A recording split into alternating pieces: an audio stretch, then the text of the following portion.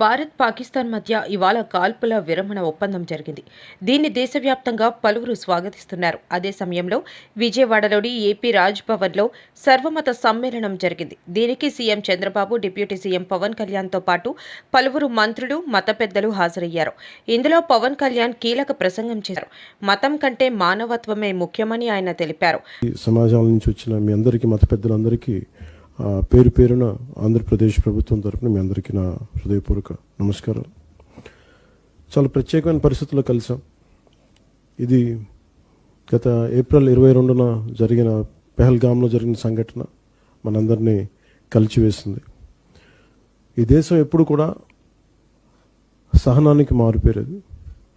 అందరూ బాగుండాలి, అన్ని మతాలు బాగుండాలి, అన్ని ధర్మాలు ఇక్కడ విలసిల్లాలని కోరుకుంటాం. ఇక్కడ మనం ఎప్పుడు కూడా ఆ బేసిక్ రిలీజియస్ ఇంటిగ్రిటీని, మతానికి, ధర్మానికి ఇవ్వాల్సిన గౌరవం ఇచ్చే నేల ఇది. ఇది మనకి సంవిధానం, మనకి రాజ్యాంగం లేకముందు నుంచి ఉన్నది. ఇక్కడ మనకి రాకముందు నుంచి కూడా మనకి ఈ సంస్కృతి ఉంది. అలాంటి పరిస్థితుల్లో, రకరకాల పరిస్థితుల్లో విభజన ఇవన్నీ పాకిస్తాన్కి విడిపోయింది. కానీ అక్కడి నుంచి కూడా ఈ రోజు వరకు మనకి ఎక్కడ ఈ ఉగ్రవాదం అనేది ఎప్పుడు కూడా ఒక వెంటే ఉన్న ప్రమాదం. ఇప్పుడు ఇందాక సోదరులు చెప్పినట్టుగా చాలా ఇన్స్పైరింగ్ స్పీచ్ ఇచ్చారు మీరు ఇద్దరు. చాలా చాలా హృదయానికి తాకింది.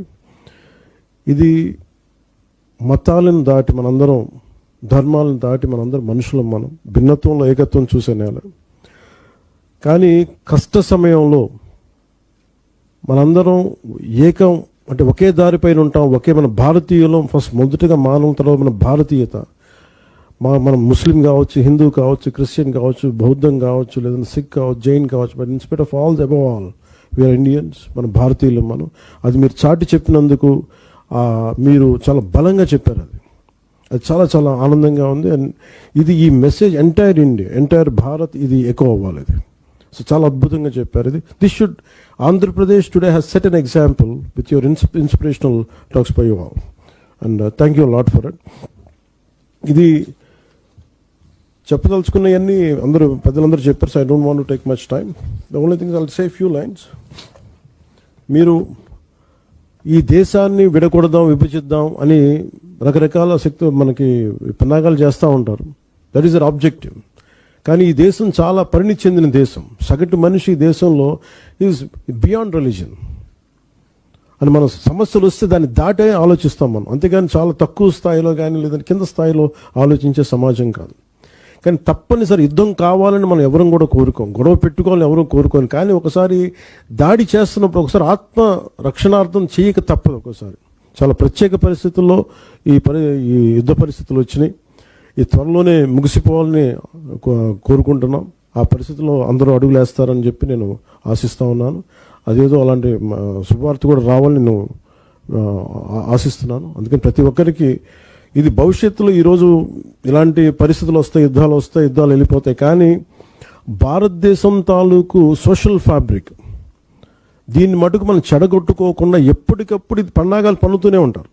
ఒక మాట అనేస్తారు, ఇది అనేస్తారు. కానీ వీటిని ఎప్పటికప్పుడు మనందరూ ఏకమయ్యి మన మతాల్లో కావచ్చు, మన పరిధిలో కావచ్చు, whether you are Muslim, Christian, Hindu, Sikh, Jain, Buddhist, somewhere we have to keep on reaching out to our own kith and kin, to our own communities.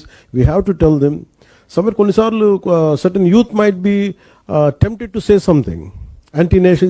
It is, we don't know what they might say, but somewhere as elders it's our responsibility to make sure we reach out to them. Country is first, humanity is first, then comes always, that is the purpose of religion.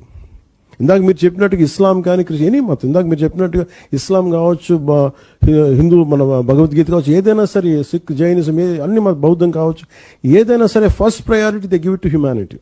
So అది ఒకసారి మనం we have to keep on reiterating, and we have to keep on stating it again and again till it becomes a part of our DNA. And I think in such difficult circumstances, thank you all for standing by our defense forces.